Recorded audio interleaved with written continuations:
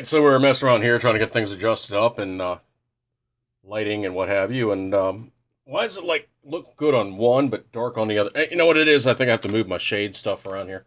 I only got about a minute or two before I really have to fire things up here. But sometimes I kind of have to jack with lighting because it's one of those inexact sciences to kind of have stuff looking okay on one monitor and not the other. And I am playing around again because I am actually utilizing my previous precursor standard setup where I'm using the laptop yet again. So I'm using the laptop for recording nothing. It's basically shooting it straight to Facebook.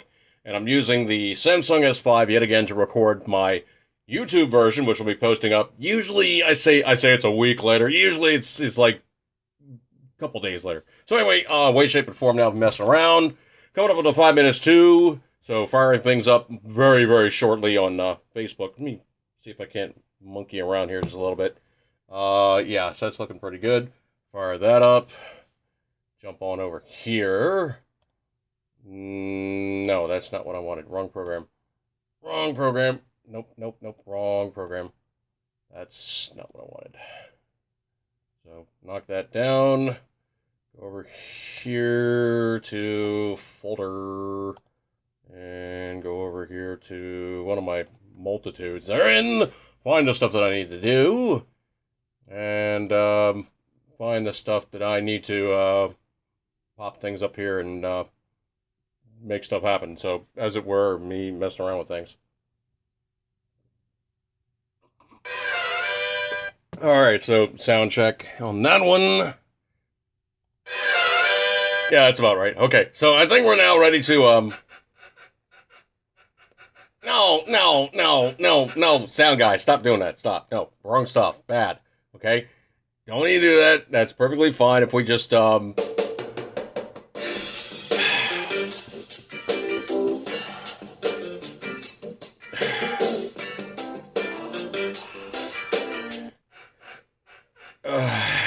apparently we know what sound guy wants to do. Sound guy, just stop, okay? Stop. Alright, so firing things up here now on Facebook side of things, and be hopefully moving out smartly. Just tap the button and hopefully doing stuff like that there. Alright, so we are live 5x5 on Facebook here and mess around with various things. Of course, we did have a precursor video, which is firing things up over on the YouTube / side of things. And I do mean YouTube / side of things because it is post up later on my YouTube channel, 80s Podcast channel. So all those dropouts and crappy video quality things that really just don't look so good on Facebook, hopefully you guys don't see it nearly so much. And it does broadcast and look somewhat better on Facebook. So, well, not at all.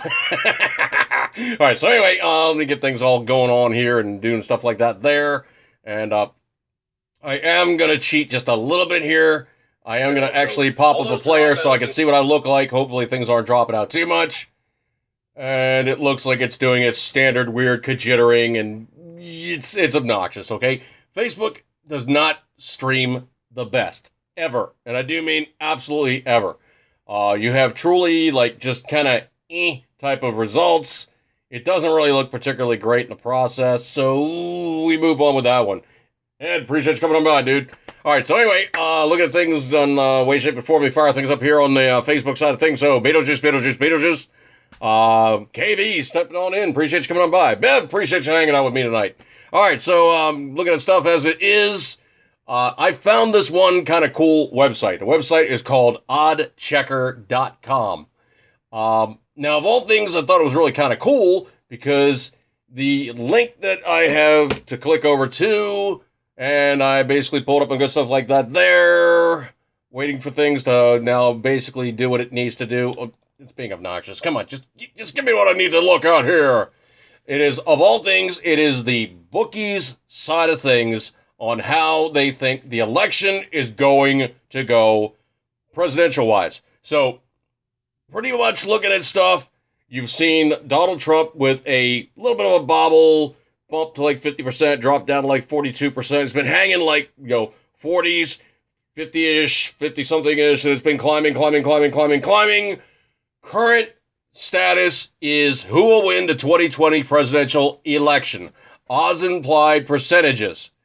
Michael Bloomberg is showing a 14.4%. Pete Buttigieg, and I do mean Buttigieg, is showing 3.4. Klobuchar is like down through the floor.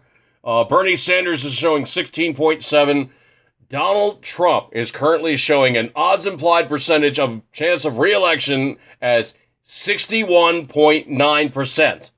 Now, if you go with things with the bookie side of things, that gives him a 3 out of 5 chance of being reelected. Bernie Sanders is a 5 to 1. Mike Bloomberg is 8 to 1. Joe Biden is 20 to 1. Buttigieg is 18 to 1. Elizabeth Warren is 50 to 1. Andrew Yang is, not doing so particularly good. They say he is 100 to 1. And of course, therein you see those people who are just whining and carrying on and hoping that somebody does better. But by and large, most of the Democrats are looking like,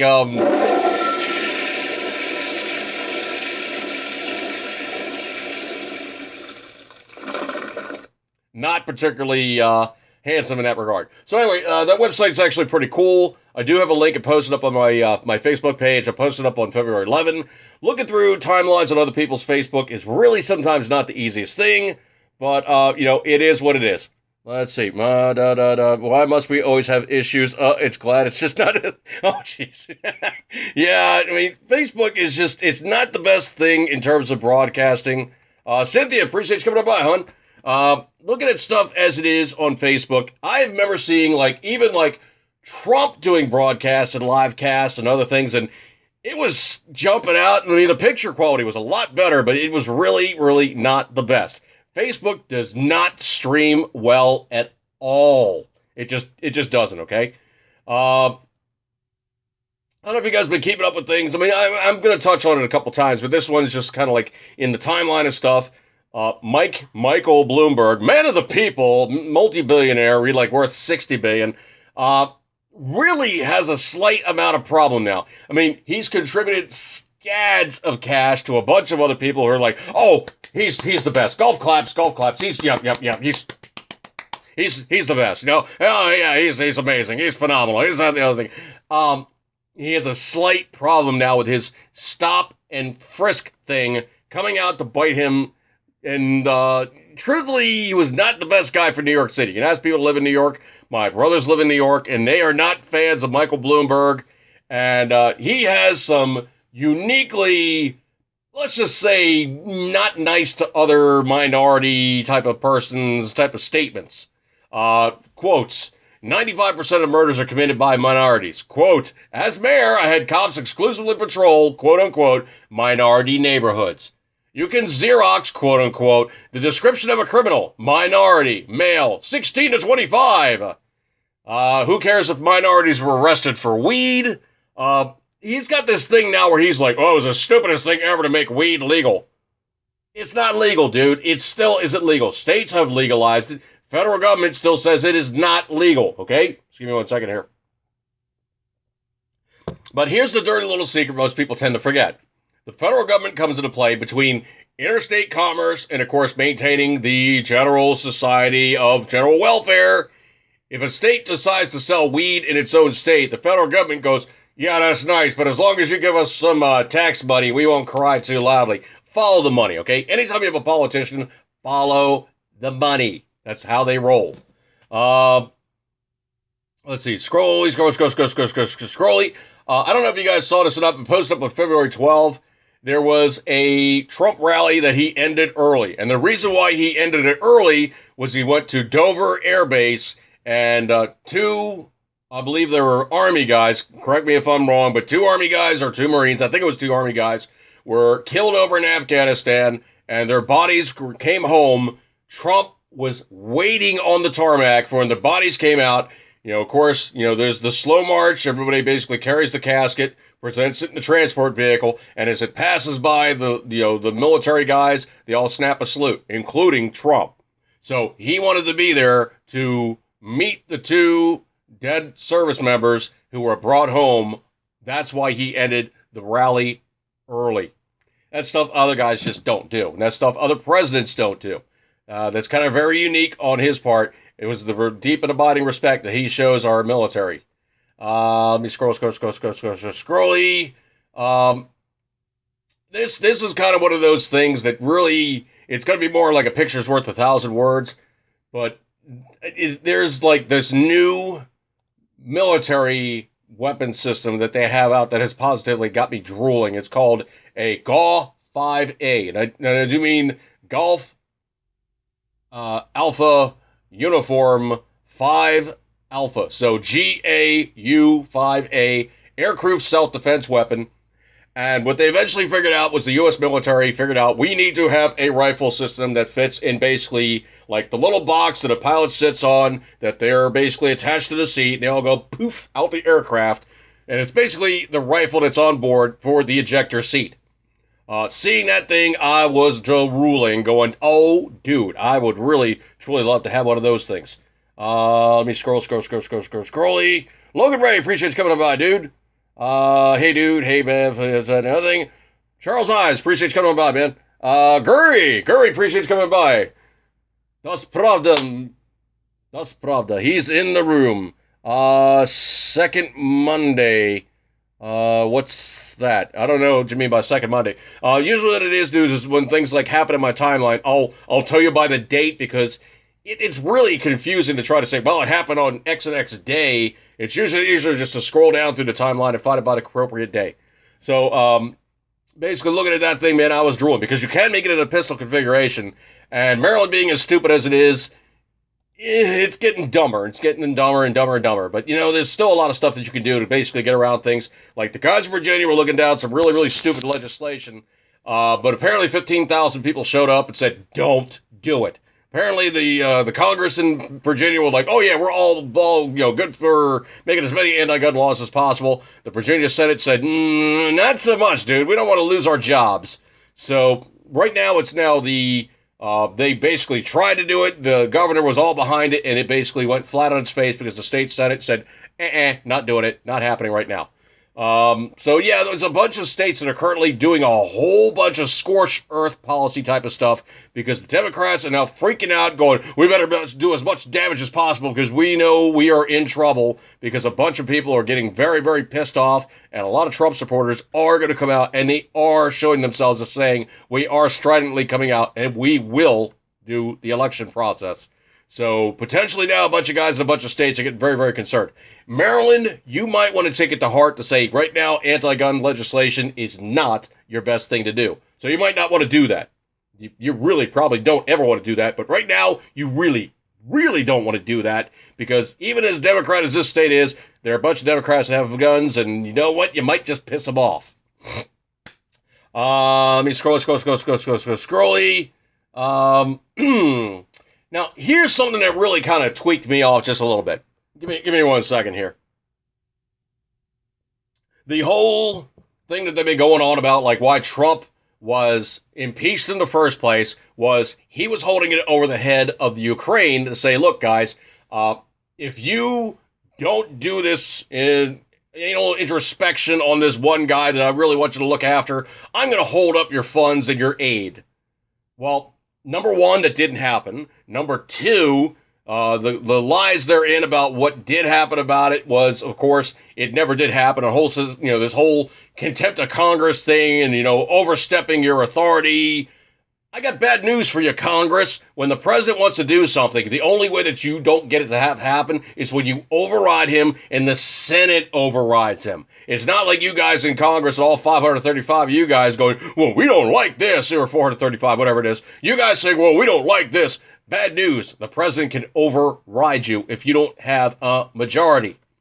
So, what came out by the wayside that shows the unbelievable, and I do mean unbelievable, hypocrisy of the Democrat Party is, of course, Pete Buttigieg going on about U.S. aid should be used to leverage and change Israeli policies. Okay, well, first and foremost, let's just hit this on both sides right there. First and foremost, you're basically saying the Jews who are in the minority in the Turkmenistan areas You're saying that pretty much you should use the United States to try to make them change things up. Got real damn bad news for you. There's not a whole hell of a lot of Jews to fight off like a whole bunch of guys that really want this little sliver of land, of which is Israel. Now, that's the other thing, too, is, of course, they've been going on and on about, oh, how much land the Israelis have. Those Jews have too much land.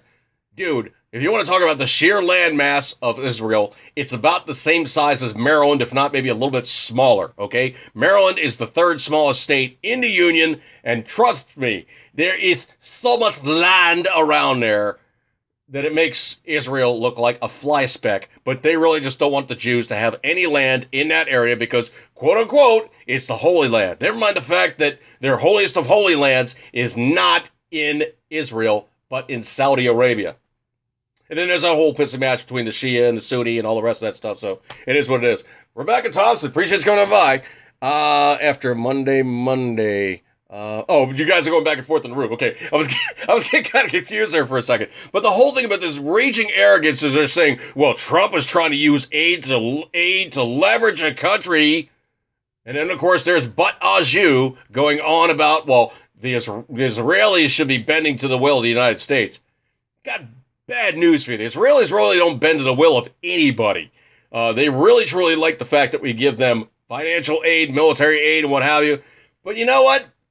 They do a whole heck of a lot of good with what they do, man. And the other thing, too, is also the dirty little fact, Arab citizens in Israel are better treated in Israel than they are in their home countries. Look that one up. It is true. Let's see. I don't know if you guys saw this one or not, but, oh, man, the Bloomberg rally, somebody was trying to come up, and then she did come up, and it's this grandma lady who basically grabs the microphone. Bloomberg is trying to buy the election. Da-da-da-da-da. And they basically killed the mic on her. But she was up on stage, and she was definitely screaming Mimi. Let me see what's going on in the room here. What kills me is negative appears against the Democrat is called a Russian bot. Everything that appears negative against Trump is deplorable. Doc Simonson, appreciate you coming by. Thomas, appreciate you hanging out with me. What's up? What's up? Yes, one of my little brothers. So let's see. Yeah, but the thing about it is Bloomberg is a known quantity, and you can ask anybody in the room. As a matter of fact, if you guys see what Thomas will put in the room, he'll tell you exactly what he thinks of, Michael Bloomberg, because he's lived under his control and his wonderful leadership policies. Eesh. Yes, folks, that was sarcasm. So anyway, basically Bloomberg had somebody jump up there, I'll get back into, what happened to Bernie in a little while, but, yeah, Bloomberg is a known quantity, folks. Just look the guy up. He's not the nicest guy on the planet. Yes, he's obviously rich, but he is, Bloomberg sucks. Thomas is being nice. Bloomberg sucks, yeah. We've had private conversations where he said much stronger things than just he sucks, but yeah, Bloomberg sucks. Oh, man. Yeah, loves the butt Aju. It was just me being cute. I'm sorry, but it's a guy being a guy trying to say he's not a guy when he's really a guy. So he sets his phaser on fabulous. Okay, that's just what he is. Speaking of somebody else that sets their phaser on fabulous, we're talking about the lying hate crime hoax guy known as Jussie Smollett. He's now been found indicted under 6 counts. Lying, false statement. Oh, geez. You know what? Let's just pull that up here just so I can keep myself honest. This is coming off of FoxBusiness.com, but man, I gotta tell you what. It took forever for the wheels of justice, I guess you could say, to grind in, Chicago. But, dude, seriously, I mean, come on. You're going to be dumb about it. Grand jury returned a 6-count indictment accusing actor Jussie Smollett of lying to Chicago police when he reported a racist and homophobic attack last year, the special prosecutor announced on Tuesday. Let's see. 6 counts of disorderly conduct. That's all? Six counts of disorderly conduct. Okay, well, if you didn't know, he's black and gay. I don't know why these reporters need to do this. You got a picture of the guy right there, okay? He's black and gay. Okay, well, I knew he was black. I didn't need to know he was gay. All right, hang on a second. I gotta kill this autoplay thing. It always does that. I hate that. Sorry about that. But 6-count indictment accusing Jussie Smollett of lying to Chicago police when he reported a racist and homophobic attack last year. Okay, now, if you guys can just look at the content of the article, I mean, I love the way the news guys have to, like, pound this into your head, like, yeah, we're so smart, you're so stupid, let's just, spill out everything from A to Z and every other letter in between in bold capital letters with underlines and little definitions underneath, and, of course, footnotes and other descriptive things, because you don't know the better part when you say you're charging somebody with a homophobic attack. Okay, straight people don't have homophobic attacks unless they're attacked by a gay guy, okay? That's just pointing out the pointedly obvious here, okay? So, Smollett, who is black and gay. Oh, thank you so much, Fox. Appreciate that. Fox Business, thank you so much. I never would have guessed he was black and gay with a homophobic attack. Was originally charged with disorderly conduct last February for allegedly staging the attack, lying about it to investigators. The charges were dropped the following month with a little explanation, angering police officials, and then Mayor Rahm Emanuel. Well, Rahm Emanuel, man, he's got his own raft of crap going on, man. He's just a world-class piece of dookie. Bloomberg sucks. He's an arrogant douche. Yeah, he's definitely got a high doucheosity. So anyway, the way, shape, and form now essentially is Smollett now has some charges on him because, well, he lied. Hello? Look at the video. There's video of him walking around the corner. There's nobody else around. And then he said these two guys who he hired to do the quote unquote, air quotes time, quote unquote attack. Oh, man. The only thing I think that's really, truly, worthy of the fact is actually justice is being served because the guy that did the big lie, set up all the police stuff, is now actually in just a little bit of trouble. Hello? Should have happened bazillions of years ago. Excuse me 1 second here. If you do it and you're lying about it and you continue lying about it, you should be just in a little bit of trouble here. Oh man, man, oh man, oh man, oh man, oh man, oh man, oh man, oh man, oh man, oh man, oh man, oh man, oh and man, oh man. All right, I'm gonna have to pull this one out. I might have to redact bits and pieces of it because it is a very, very, very long read. But what this is an article coming off of gen.medium.com / I've been a Democrat with hyphens in between. I've been a Democrat for 20 years, and here's what I experienced at a Trump rally at Trump's rally in New Hampshire. Quote, after attending a Trump rally, I realized Democrats are not ready for 2020. I've been a Democrat for 20 years, but this experience made me realize how out of touch my party is with the country as at large.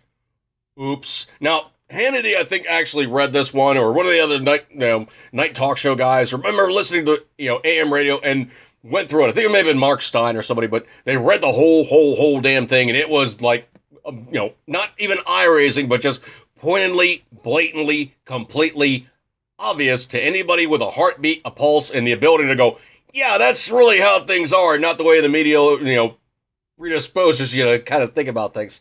I think of those, quoting you again, I think of those on the left need to take a long look in the mirror and have an honest conversation about what's going on. If you told me 3 years ago I would attend a Donald Trump rally, I would have laughed and assured you it's never going to happen. Heck, if you told me I would 3 months ago, I probably would have just done the same thing. So, how did I find myself among 11,000 plus Trump supporters in Manchester, New Hampshire? Believe it or not, it all started with knitting. So, let me cut to the chase a little bit here. So, essentially what it is this person was part of a knitting group, and some meow happened in the knitting group, because some Trump supporter was on there, and they gave them a hell of a lot of dookie for no good reason other than the fact that they're a Trump supporter in what's supposed to be pretty much a partisan, neutral knitting group on Facebook. So anyway, one guy got just basically mobbed and was like having to deal with crap, and this person was like, holy crap, what's going on here? This is like the most piranha-like activity I've ever seen in my life. This is ridiculous. So getting back to her thing. You see, I was one of those Democrats considered anyone who voted for Trump a racist. I thought they were horrible, yes, even deplorable, and worked very hard to eliminate the voices upon my spaces by unfriending or blocking people who spoke about their support for him, however minor their comments. I watched a lot of MSNBC, was convinced that everything he had done was horrible, he hated anyone who wasn't a straight white male and had no redeeming qualities. But then when I witnessed the amount of hate coming from the left in the small niche knitting community, I started to question everything. I started making a proactive effort to break my echo chamber by listening to voices I thought I'd disagree with. I wanted to understand their perspective, believing it would confirm they were filled with hate for everyone who wasn't like them. Turned out to not be the case. The more voices outside the left that I listened to, the more I realized these were not bad people. They were not racists, Nazis, or white supremacists. We had differences of opinions on social and economic issues, but the difference of opinion does not make your opponent inherently evil. And they could justify their opinions using arguments rather than shouting and ranting I saw coming from my side of the aisle. I started to discover, or perhaps rediscover, the hashtag walkaway movement.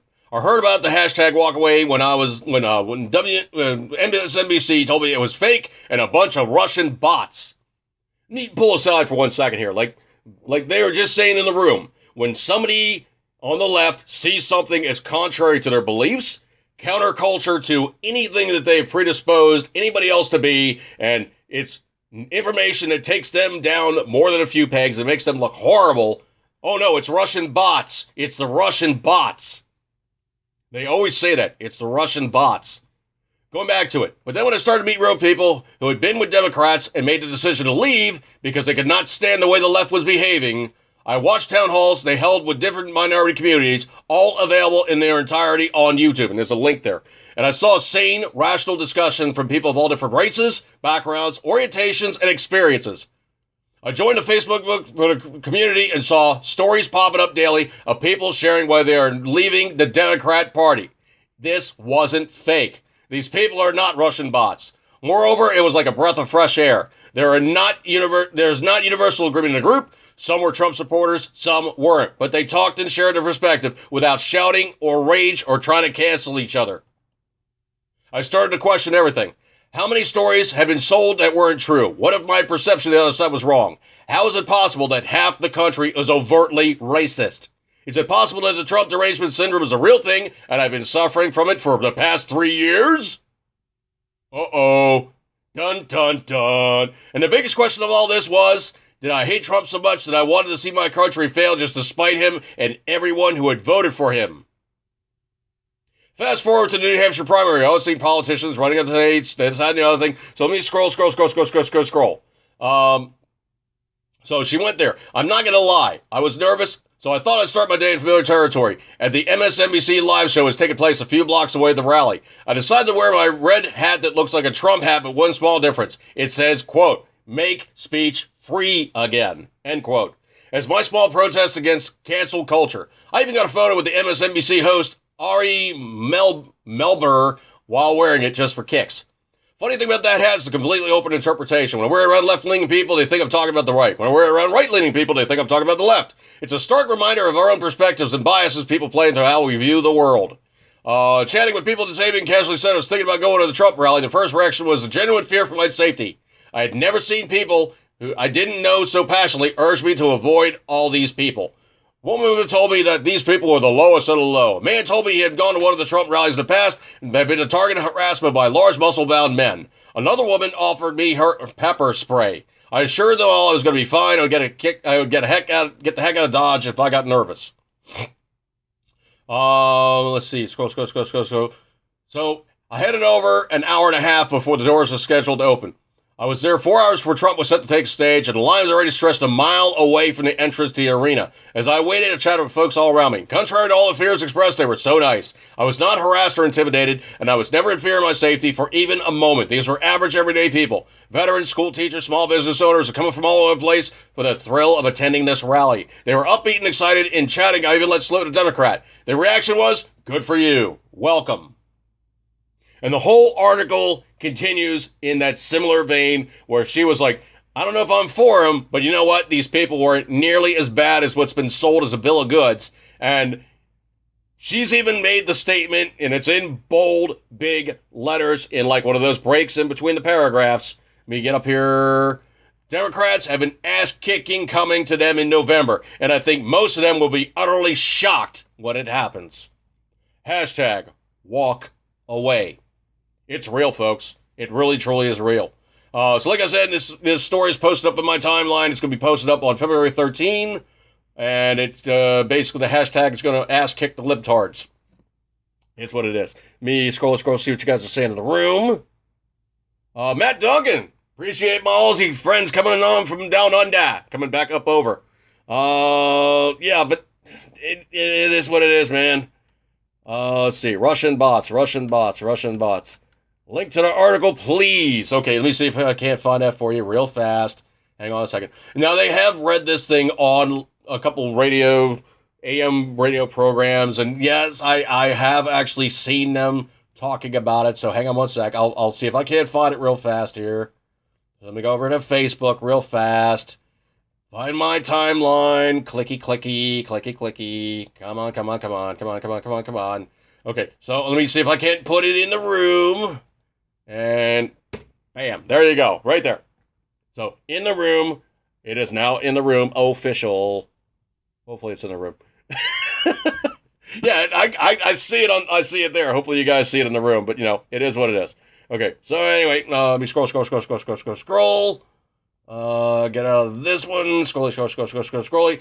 I don't know if you guys have seen this or not, but there was this one amazing back and forth thing that happened with Rush Limbaugh and many of his fans. But the guy called in, and if you guys don't know the guy behind the scenes who's actually the show producer is, me find his real name. I know it's Golden, but I want to get it right.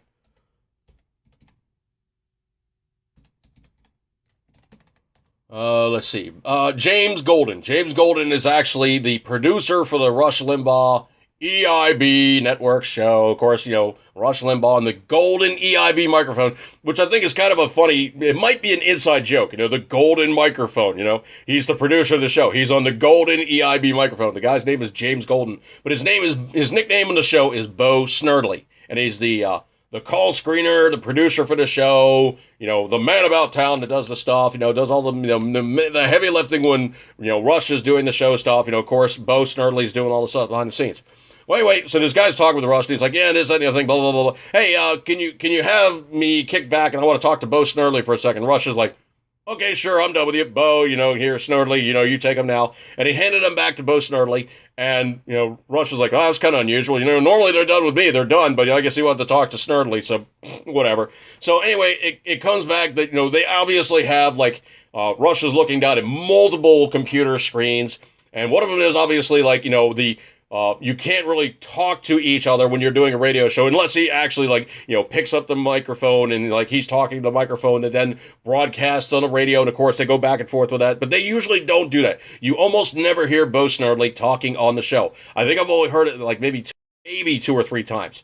So anyway, the way, shape, and form essentially now is Snerdley's going back and forth with him, and he's like, okay, so he's reading the screen, he's like, that guy did what? So then he's like, members of the audience, well, you probably won't know this, but, this is stuff that's behind the scenes. The guy wanted to talk to Snerdley, and he offered that if it was needed, he was willing to donate a lung to prolong my life, and because, my lungs are now, he goes, now that's the thing, is I don't want to replace my lungs. I want to work on my lungs and get my lungs fixed. I don't want to replace my lungs. He goes, but then the other thing, too, is Snerdley told me there's 2 to 3 people a day calling and offering lung transplants, lungs towards Rush. And Rush was misty-eyed and holy crap, you guys are phenomenal. I never would have expected something like that. I'm not worthy kind of a thing. And it was one of those things. I remember seeing the video and I was like, wow, man, Rush is really taken aback, how much people truly appreciate him being here. And, hopefully that kind of pumps him up a little bit more. Of course, you really can't do much better than giving somebody the, the Medal of Freedom. But you know what? I think that might actually help just a little bit. So sure, why not? But yeah, offering somebody an organ to be transplanted, of which you only got 2, that's really saying something. So I thought that was pretty phenomenal, and that really shows some amazing support. I don't know if you guys saw this or not, but man, I got to tell you what, this This is like comic gold, like I cannot write at all. Bernie Sanders and James Carville are like back and forth, pissing and moaning, and oh man, I cannot tell you how funny it was to have these guys going, well.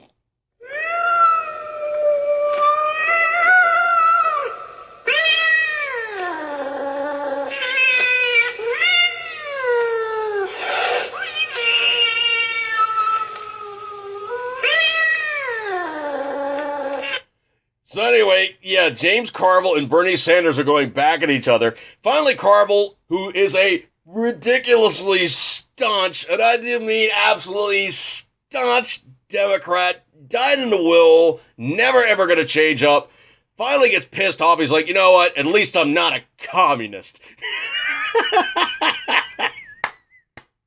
That is not golf clap. That's full on. I applaud you, sir. Even if you're playing for the other team, that is just comic absolute gold. Comic gold, man. I'll tell you what.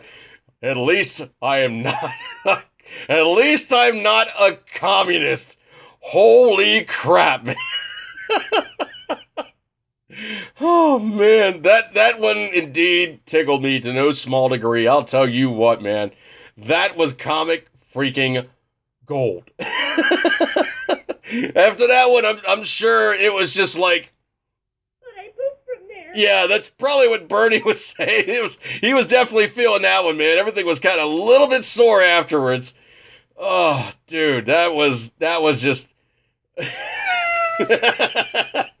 that was comic gold, man. Comic freaking gold.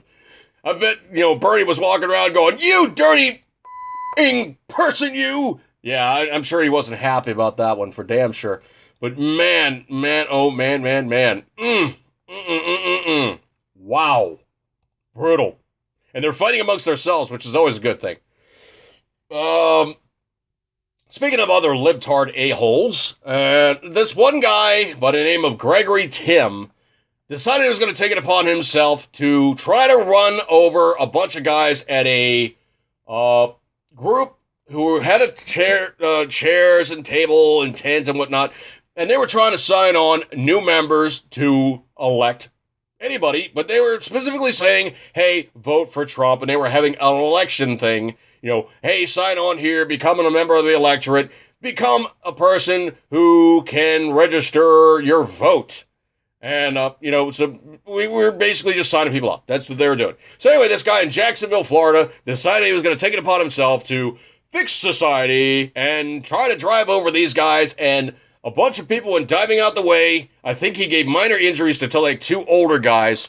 And, let me tell you what happens in the state of Florida when you do that. Give me 1 second.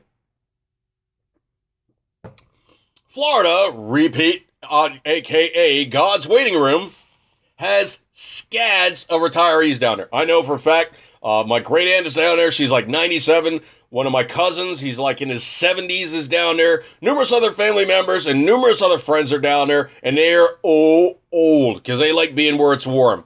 Well, this 27-year-old prick, Gregory William Lowell Tim, as I read, Timm, two M's, because, one would be just, superficial. So anyway, basically tried to run people over, and of course, he did it and stopped, pulled out his camera, was shooting video, flipping him the bird, all the rest of that good stuff like that there.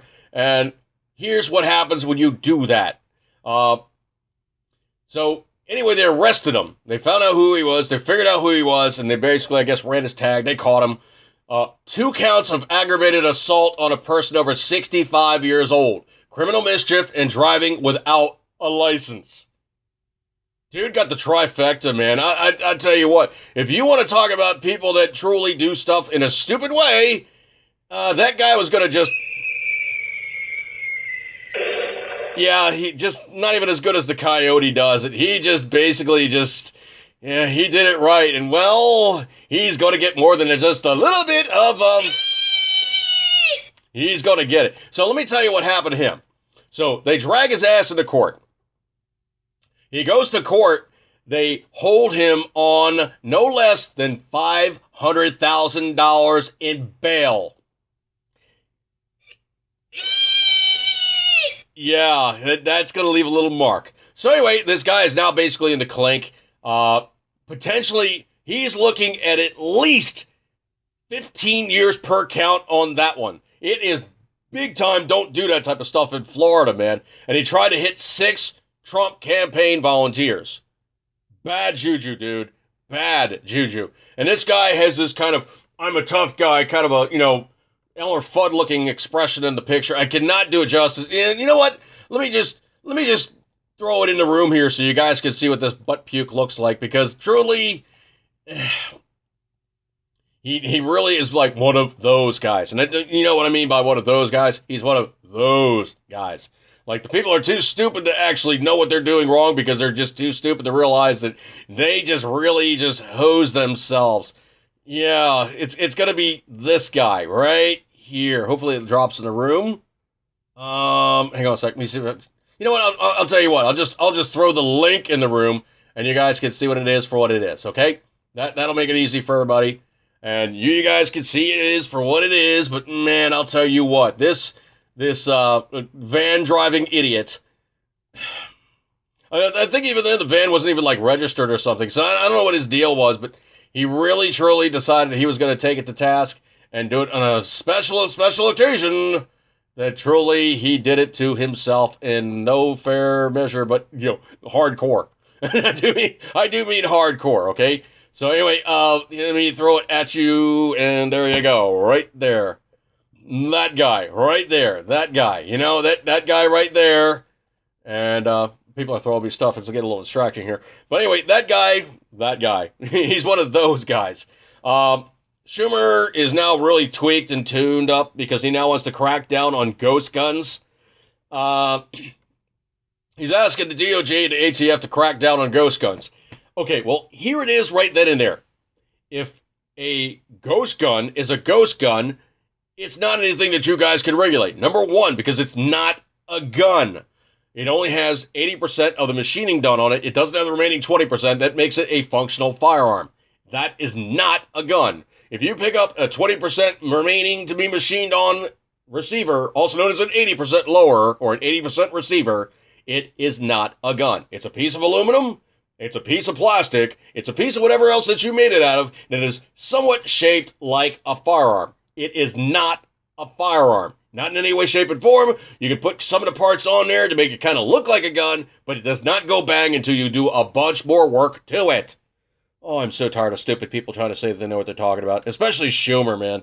Schumer is just one of those guys. Oh, Matt Duncan likes the cat sounds. Okay, yeah, the cat fight, man. I got to tell you what, man. That last 20 seconds of the cat fight is like...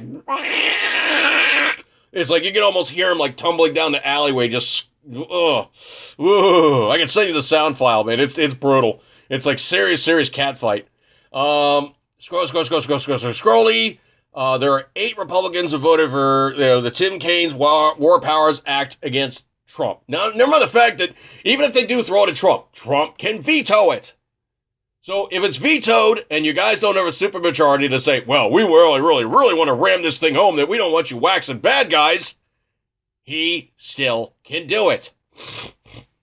And that's the other thing, too, is also, when you have a situation where it becomes a bad time for the bad guys and you have an opportunity to wipe them out, you wipe them out. You don't go, well, potentially that guy could probably just not do these things. Like one of the last guys they really waxed hard. That guy has personal history, and I can tell you what, man. I went into the Marine Corps in 1986. The Beirut bombing was in 1983. They still were talking about it in the Marine Corps. Yeah, man, back in 83, I lost buddies, blah, blah, blah, blah, blah. I'd love to get the guy that did that type of stuff. That was the guy they recently nailed big time, who was the guy that really loved making IEDs that injured and did not kill service members. Remember that thing I was telling you guys like a couple shows ago where basically, the sniper can be a very effective guy because he hits the one guy, takes him out of the fight, and like 4 or 5 people need to actually transport the guy to the helicopter? That's effective fighting. You knock out one guy, 5 more guys need to attend to him. You've taken out one guy with one bullet. But you've not just taken out the one guy, you've taken out 6 guys. And all that infrastructure to keep him alive. And all the infrastructure to keep him doing stuff afterwards. And then the recovery and all the bad morale that happens. And everybody sees the guy all beat up and they go, oh man, that really sucks. This guy got all chewed up in combat. That's the kind of stuff that this demoralizing piece of crap wanted to do. And I tell you what, back in 86, they were still talking about Beirut.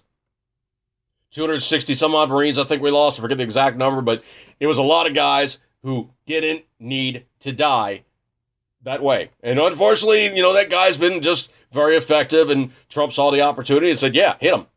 Done. Bye. See ya.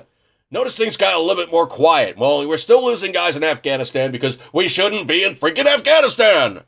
Get our guys out of that meat grinder. They don't need to be there. So anyway, like I said, 8 Republicans have voted along with, Tim Kaine and all the rest of this crap. So, some of the usual suspects, but Utah Senator Mike Lee. You know what? Between Mitt Romney, and Mike Lee, both of those guys need to get the F out of Dodge because neither of them are good eggs. Get them the hell out of Dodge. Kentucky Senator Rand Paul. Dude, what the hell are you doing? Yeah, I know you're kind of libertarian sometimes, but you know what? You got to defend the homeland. You got an opportunity to wax the bad guys. You take them out. Maine Senator Susan Collins. She's always doing that type of stuff. Tennessee Senator Lamar Alexander. Why he stays in office, I have no bloody clue. Louisiana Senator Bill Cassidy. Why? So Louisiana? Well, it's pretty blue. Yeah. Kansas? Really? Senator Jerry Moran. Oh. Alaska Senator. Alaska, come on, guys. You are like the state. I do mean the state. You need no permit to carry. You need no permit to buy. You need no permit this, that, and the other thing. Alaska is like one of the best gun states around. Senator Lisa Murkowski. Why is she still in office? Seriously. Indiana. Indiana's an awesome gun state. Why in the world do you have Senator Todd Young? Oh, wow, man. Some of these states could fix a lot of problems by booting these buttholes out, and we'd have a better opportunity to simply get a lot of these bad laws to not have happen, or we just get rid of them in the first place because they'll die in committee. Ugh.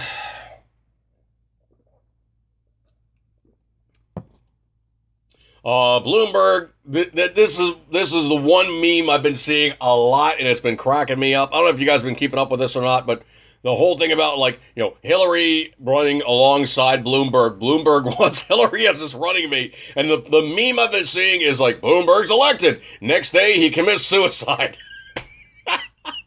I don't know who started that stuff, but I'll tell you what, man, that is on point because there's been a whole heck of a lot of Arkansas going on between Bill and Hillary Clinton. Oh, man. I mean, there's one I actually saw earlier, and it had me in tears. And it was Bill Clinton standing alongside Hillary, and he just looks over and is like, hey, happy President's Day, Hillary. And she just looks at him and goes, F you. Oh, the guy who killed us and Martin Bryant, the guy who killed our gun ownership. Yeah, yep, exactly. Oh, you guys in Canuckistan, man, you definitely got some serious goofballery going on there with your guy. I mean, I've been watching the news, and the Canadians, ooh, I feel for you, man. You really, truly have some bad stuff going on. Another one I posted up, I'll throw this one in the room, too. This is another particularly awesome story. And the thing about it is it is a story that's posting up from, believe it or not, from another person on Facebook. But it is a woman who was over in, I believe, Senegal, and she describes why things are so jacked up in all instances in Africa. And she basically picks it apart and shows why people from there don't translate well over here, because culturally, it's an entirely different culture, man. It is just something not completely, even remotely like anything you would ever experience in the United States whatsoever, because they're just completely different type of people, man. They just do stuff different. So anyway, let me jump on over here and I'll throw this in the room. Hopefully you guys are seeing these links. I don't know if you guys are seeing them, because when I'm looking in the room, it doesn't reflect. Logan Ray, oh yes, our guy is the worst. Well, he could be a guy from, Quebec. I kid. I'm going to get myself in trouble here. So anyway, let me scroll it over here. Let's see. Hopefully you guys are seeing these links. And let me know if these links are popping up, because on my side, when I'm looking at the player, I don't see the link pop up.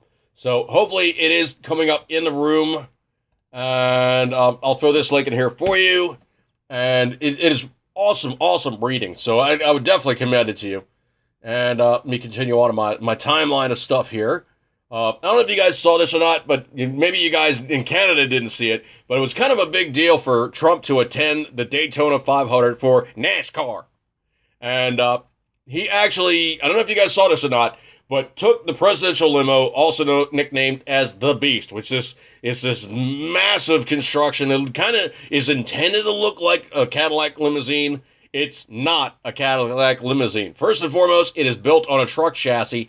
Everything that you see on it has been upsized in scale, so it looks like it's correct. Never mind the fact that the roof on this thing is like not sedan height. It is like truck height. Like, pretty much like, I would say probably 2.1, 2.2 meters off the ground. It is a tall vehicle. From what I understand, each of the doors weigh in excess of, 300 to 700 pounds. I think they're closer to 1,000 pounds, if not more. So probably almost 300 kg in weight each. And the damn things are ridiculous, 330, 340 kg or something insane like that. But, the thing is absolutely massive. Even the tires aren't like normal car tires. They're truck tires, and they built the hubcaps to be big to make the thing look correct in scale. So anyway, they call it the Beast because it's absolutely insane. They'll never tell you how much it weighs. They'll never tell you exact dimensions, because if you give that stuff out, potentially somebody could figure something out about it and, potentially give it like some means of getting through its security. It's a tank, okay? It's a freaking tank. Don't try to shoot it, because you're not going to do anything except scratch the paint. So anyway, Trump supposedly took the Beast to the Daytona 500, and he was going to do a lap. Well, he didn't just do a lap in the Beast on the Daytona 500. He actually did a low pass in Air Force One at 800 feet. What's that, like 300 or 270, 260 meters off the ground. Did a low pass over the racetrack. Basically landed the plane. The plane was then parked behind the racetrack, because that's where the airfield is. So you could see the plane from the racetrack area. And so basically did a low pass as a salute to the guys there. Of course, everybody basically hanging out at the track there. And then landed the plane, obviously, got transported over. And then did a lap with the Daytona 500. Of course, him and Melania did the, gentlemen, start your engines thing. So big deal for him to attend. No president has ever attended the Daytona 500. It's a huge event for the United States. Truthfully, I find NASCAR boring as hell. Drive fast, turn left, I'll go to sleep. But it's a big deal when you have the president show up to something like that is something so uniquely American and everyman. Because most politicians don't do stuff like that. They just don't. Scroll. If you guys had President's Day, I hope you enjoyed. 800-foot altitude pass. I don't know if you guys have heard this or not, but this is like one of those kind of cute, jokey things I heard was State Farm cancels Bloomberg's life insurance policy after Hillary VP announcement. And I don't know if you guys seen the commercial or not, but it's like the cell phone rings. Hi, this is Jake from State Farm. But, F off. Click. Jake from State Farm. Canceled. Let's see. I don't know if you guys saw this or not, but, the whole thing about, the one girl jumping up on stage, pouring a container of liquid all over herself, milk is murder, cows are this, milk is bad, all the rest of it. Of course, she's running around topless. The only thing I have to say about that one is, could you please get a girl with a better set of milk duds to get on stage? Please! These women jumping on stage, they have, the most bourgeois boobies. They suck, okay? We need a girl with a good set of milk duds to hop on stage and protest. Please, for the love of anything good. Just get a good set of milk duds on stage. Don't bring the girls up that are kind of like, we protest, and it's like, like two sagging eggs. No, don't want it. No, good boobies. No bad boobies, good boobies. We want good boobies. Good boobies. Let's see. Scroll. Trump and Air Force One fly over Daytona 500 plus the Beast as a pace car. Yeah, that was really, really cool stuff. Yeah, oh no, he is from Quebec. Oh, Logan, I feel for you, brother. Oh, your guy is from Quebec. Ouch. Sorry. Quebecois. Quebecois. Oh, man. Posting up yesterday. I don't know if you guys seen this one or not, but if you scroll down on my timeline, you'll see it. It's only yesterday, so you don't have to go down through my whole timeline. But Bernie Sanders is preaching. Let me see if I can't do it. You know, this is the way that we got to be. We have to be communist in this country. Yeah, that's about as far as I'm going to go with Bernie. But anyway, so he's speechifying. He's there at the lectern. He's banging his fist and all the rest of it. You know, arm waving and gesticulating and all the rest of that fun stuff he always does. Behind him comes this boat, and this boat goes ticking along, and there's this big banner on it. It says Trump 2020, and it's in full camera view for like about 10 seconds. I cannot do it justice. It was like, dude was like, you know what? I'm going to bet that there's cameras over there because this is open water over here. So if I get my boat and I drive past and just kind of like putt along, yeah, they'll see me. And that's exactly what dude did, man. I cannot tell you how epic the trolling was. Just absolutely professional level trolling. Cannot do it justice. Dude put that one out of the park. Absolutely bang zoom, straight to the moon. Exceptionally performed. Thank you, sir. Thank you. I commend you. I commend you. Amazingly professional trolling. Let's see. Scrolly. The Utah GOP. And trust me, folks, Utah is not a blue state. It has some sections of blue to it, but man, I'll tell you what, you know, the Mormon guys are really not blue. They're more like they're pretty red. They're pretty red. I mean, if you look at their history, they're not a bunch of wimps, man. You know, they are not wimps. They're nice guys. I mean, trust me, the LDS crew is a bunch of very, very nice people. However, they are not a bunch of pushovers. And Romney now might have a slight problem. This is coming from World News Daily, and the quote is, Romney to immediately resign, Utah GOP may push for Mitt to quit. Now, the big question is, will Mitt quit? Or will Mitt do the Jumpin' Jeffers thing where basically he becomes a independent or becomes a Democrat? Or I forget how that one actually would work, but I don't know the laws in Utah. I don't even know if he can jump parties and remain in office. So the Utah GOP is sick to death of Mittens. And they might be saying, dude, you're out of here, man. We're done with you. So anyway, this is from Daily Caller, being referenced by World News Daily. The Utah Republican Party is reportedly considering multiple resolutions following Senator Mitt Romney's vote to convict President Donald Trump in the impeachment trial, including a resolution calling for his resignation. According to local Salt Lake City news outlet 2, KUTV, quote, the Utah Republican Party has pending resolutions on Romney, one that expresses support for Trump's acquittal, another that supports legislation to recall a U.S. Senator, and a third that calls for Romney to, quote, immediately resign, end quote, from office, master quote, end quote. The Utah GOP will possibly vote on these resolutions Saturday, February 29, the report also states. It is unclear what kind of support the resolutions have. Romney was the single Republican who voted for Trump's removal from office on the abuse of power charge. He did not, however, vote for Trump's conviction on the charge of obstruction of Congress. Trump was acquitted anyway, with the rest of the Republicans voting for acquittal on both charges, and every Senate Democrat voting for removal. Let that sink in for a second here. The one Republican to vote with him. And also, he's the only, and I do mean in the entire history of our nation, for the entire time that we've had electorate members of both houses, he is the only Republican senator to ever vote against a Republican president. Ever.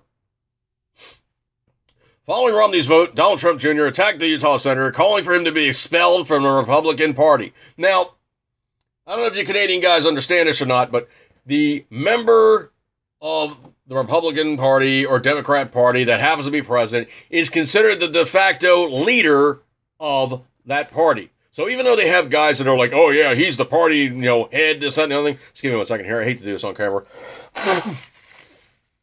Sorry about that. Sinuses.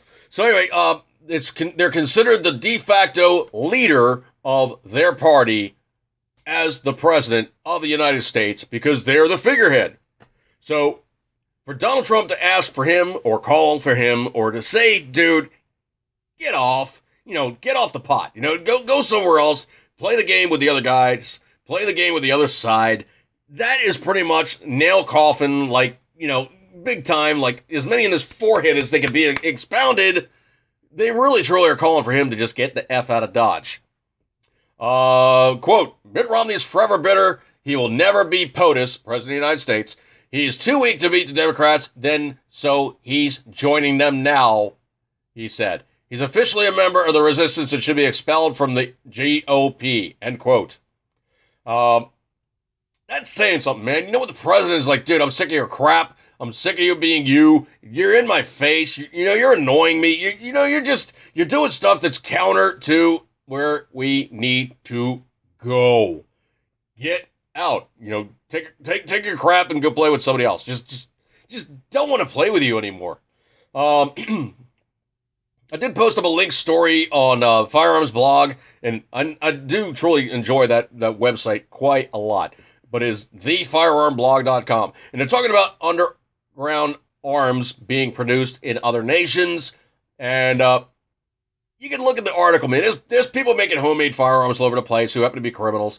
You're not going to stop people from building guns, okay? You go on the internet, you do a little bit of research, you find some locally sourced materials. You can make a gun. I mean, come on, man. It's really not hard to make a gun. Or you simply steal a gun and modify the gun to be somewhat of a different configuration and, of course, more concealable. Or, there's all kinds of other things that they've done that are completely illegal, like simply just making a gun, killing somebody else with a better gun, taking that gun. I mean, that's World War II technology that still works to this very day. They basically made guns back then that were basically intended to be shot once, dropped, pick up the other guy's gun that you just shot with it. That's the way that they used to work. So nowadays, when criminals need a gun, if they can't get a gun, they steal a gun, they buy a gun, they find a gun, they make a gun. They're gonna get a gun, okay? No matter how you say the genie's out of the bottle, you can make, find, get, or have a gun. So literally this article is going on about stuff, and I was talking to people about that, why gun control just doesn't work. Bad guys can make their own guns. Hello? It's not like technology that's only on a different planet. I got to go back to Butt Aju again. The guy is saying that he has family values, but he won't take lectures on family values from Rush Limbaugh. Okay, this is already funny because you have Butt Aju going on about like, well, he's not going to listen to Rush Limbaugh. Well, dude, you don't listen to Rush Limbaugh to begin with, man. Come on, you're really not impressing me here. You're pretty much being as you are, okay? But the funny thing about him is he truly is not that big a name. He was the mayor of South Bend, Indiana. Okay, let's just break that down for 1 second here, okay? South Bend, Indiana, or it might be the other state. Let's see here. South Bend, Indiana. Okay, let's look at how big South Bend, Indiana actually is. Okay, so he was the guy that ran South Bend, Indiana, from 2012 to 2020. So he's got 8 years of doing that, and he's 38 years old. So apparently he jumped in office when he was only 30 years old. The population is 100,000.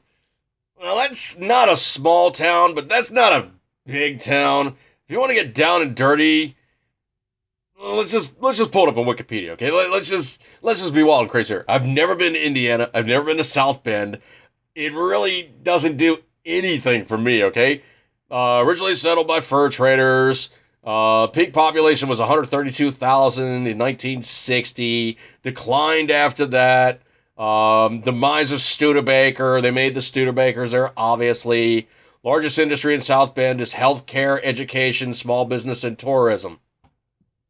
Um, yeah, remaining large businesses are Crow, Honeywell, and AM General. Okay, Honeywell and AM General are two big government contractors. Honeywell is all kinds of military and space hardware, technology they're in. Basically, you're talking like, like the specific type of stuff. Like you need this to be an XYZ that bolts in the missile system or bolts in the aircraft carrier, or it has something to do with some, military aircraft or something along those lines, some kind of control function or something. That's Honeywell. Honeywell is a big, what we refer to in this local area here in Maryland and whatnot, we refer to them as a Beltway bandit. What they do is they status themselves around the Beltway, they sell their crap to the U.S. government, and they're inside the Beltway. AM General, of course, is known for being the guys that built the Hummers, other military technology, including vehicles, probably some other hardware along the lines, like maybe machine guns or weapons mounts or those kinds of things. That's all AM General type of stuff. So, okay, so you're talking about a city now that is known for healthcare and education. That's most cities, okay? Most cities are going to have hospitals and they're going to have schools, okay? That's two big union bases right there. Small business and tourism. I wouldn't think to go to South Bend, man. Come on. Remaining large corporations include Crow, Honeywell, and AM General. I know who Crow is. I can look them up, but I'm not going to do that. So anyway, you're saying now is also the two big companies that are pretty much there that I know about are government contractual type of. You're a Democrat and you're looking for that kind of type of stuff. Yes, you're going to be that guy that's going to profit and proselytize about how great it is for the government because you're making scads of cash off of them. Yeah. City's been featured in national news coverage by former Mayor Pete Buttigieg, a candidate for the 2020 Democrat Party presidential primary. All right, so the city's really not known for a whole heck of a lot after Studebaker, except for some notoriety with like government type stuff or like, technology, and of course having a gay mayor. I'm not saying there's anything wrong with the city, okay? All those guys in South Bend, Indiana, trust me, I'm not dogging on your city for that regard. But trust me, when it comes to the scheme of things with 370 million other people to deal with, your 100,000 really doesn't jump out and go, yep, well, let's take a look at us. Right here, take a look at us, flashing lights, hello. I'm sorry, you guys are not going to be the first ones that everybody goes, yep, that's the place. So, for Buttigieg to run a city of 100,000, that's not that big a deal. I mean, let's put it in perspective. Baltimore City, which is like, not that far from me, say like about 5 miles away, 6 miles away, has 600,000 people. Okay? The area which I reside in, this area of Baltimore County, 30 to 40,000 plus, and my area is kind of spread out. I mean, I'm down by the water. It's kind of suburbia. Really not seeing it, dude. Really, really not seeing it. So anyway, basically, simple response to Sunday when asked, hang on, I hate when you guys do this autoplay crap, go away. Had a similar response on Sunday when asked about conservative talk show host Rush Limbaugh's questioning whether Americans are ready to back a gay candidate for president. Quote, quote, well, I love my husband, I'm faithful to my husband, end quote, Buttigieg said on CNN's State of the Union. The openly gay Democrat presidential candidate added, I'm not going to take lectures on family values from the likes of Rush Limbaugh. Dude, you're not going to take anything from Rush Limbaugh, okay? Rush Limbaugh has been married a few times. He's got no kids. And he's in the same situation as you, okay? He's had a spouse, has a spouse, and he's in the same book as you. He's got no kids. You've got no kids. You basically have a spouse. Great, cool, whatever. Family values he's talking about is because basically he came from a large family, has obviously tons of nephews, nieces, what have you. All those things that he deals with on a daily basis. He knows his stuff, okay? He's not saying that you don't know your stuff in that regard. What he's saying is about the fact that you're a gay guy. Maybe you have a different type of way of projecting yourself than the standard people who are not gay. And of course, that's the other thing too, is also Buttigieg is the most goofy looking SOB. He kind of looks a lot like the Alfred E. Newman guy on, Mad Magazine. Really. Limbaugh drew bipartisan criticism when he suggested America's, quote, still not ready to elect a gay guy kissing his husband on the debate stage. Ready to elect a gay guy kissing his husband on the debate stage president. And that's the other thing too. It has been absolutely profoundly in your face. Where most people get done with their stuff, they walk over to their spouse and they're like, yeah, that kind of went pretty cool. It's now that they're like sucking face every chance possible. Every time you see Butt Aju, he's sucking face with his husband. Every time to just say, see? We're so gay! See, we're gay! It's getting to the point where they're just going too gay. And I do mean like too gay, like in your face, being absolutely obvious about it at every opportunity to simply say, see, we're gay! See, gay guys, hello, gay guys, woo! They're overdoing it. And it's being blatantly obvious they're putting on a show. That's what he was talking about. If you guys are doing that type of stuff behind closed doors, nobody cares, but nobody wants to see everybody sucking face on the TV, on the stage, every single time to say, see, I'm going to show you profoundly that I'm a gay guy by kissing another dude. Dude, you're married to another guy. We know you're gay, okay? We get that part. Everybody in every media place around here has been screaming, he's gay. See, he's gay. Gay. Everybody's gay. Okay, got it. That's the part that really, truly is just emblematic about how over the top the Democrat Party has taken this. They're just so overboard about the fact that they have to be just blatant about it. Okay, well, see, he's the gay guy. Yep.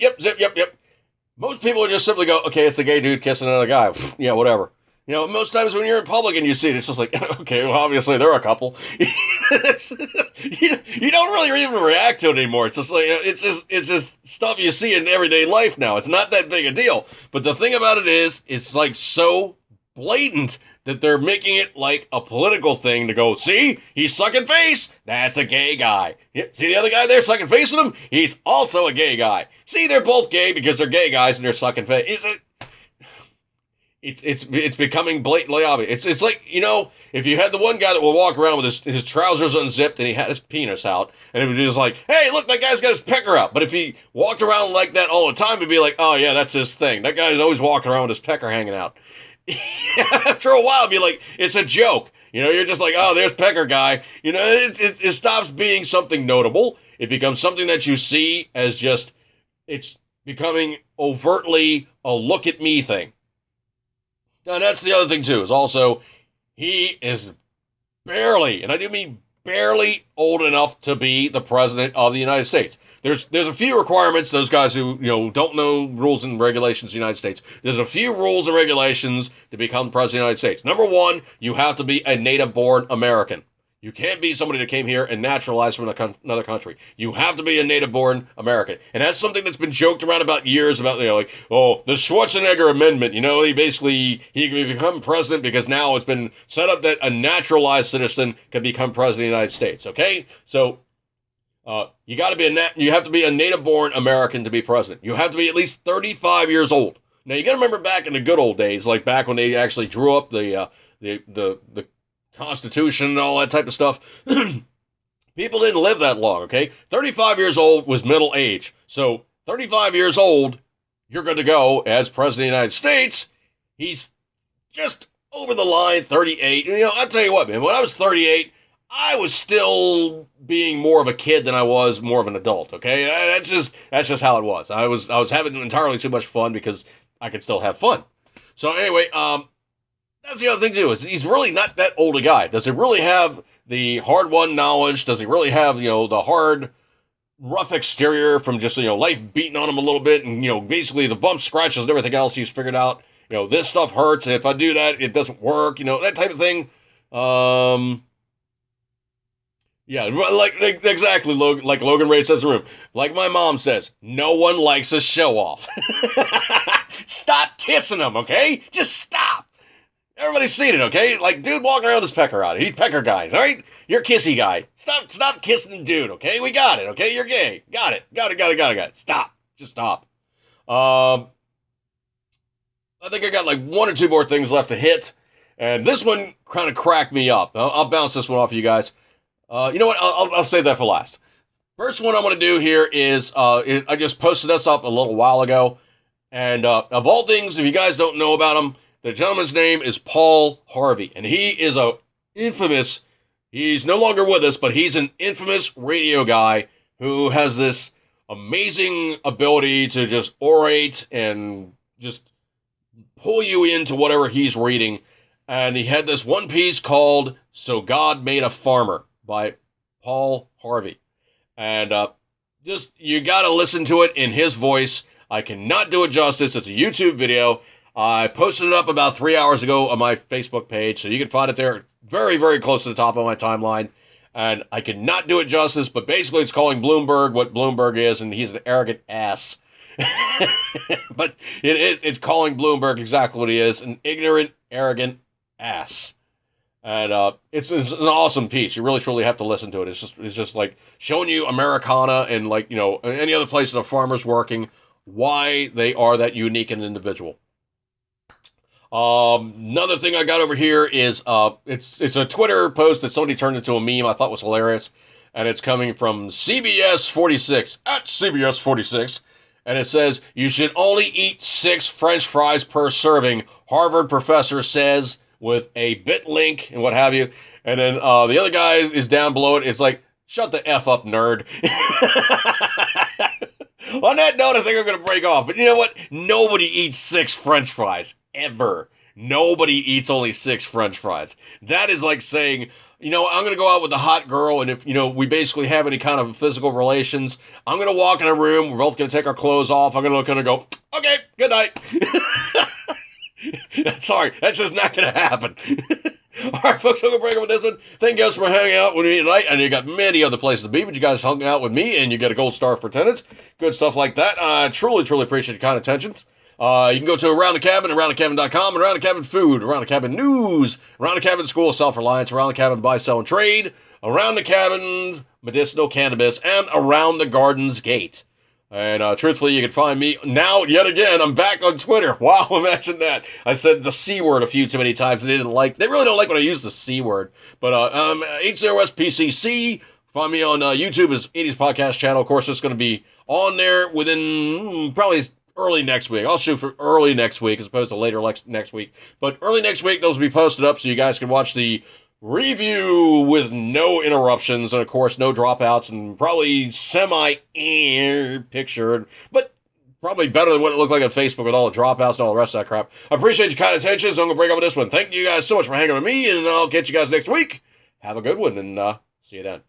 See you guys later, and break off on this one. Eat good, keep centering, as always, you know it, you love it, and I'll catch you guys later. Have a good one. See you guys. British.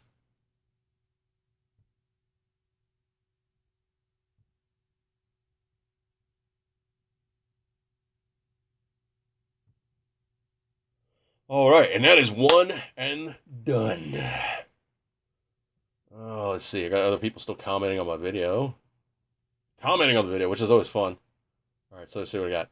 They said something. And of course, I'm going to have to, like, kill the sound so I don't hear myself going to reboot. Oh, night. Yeah.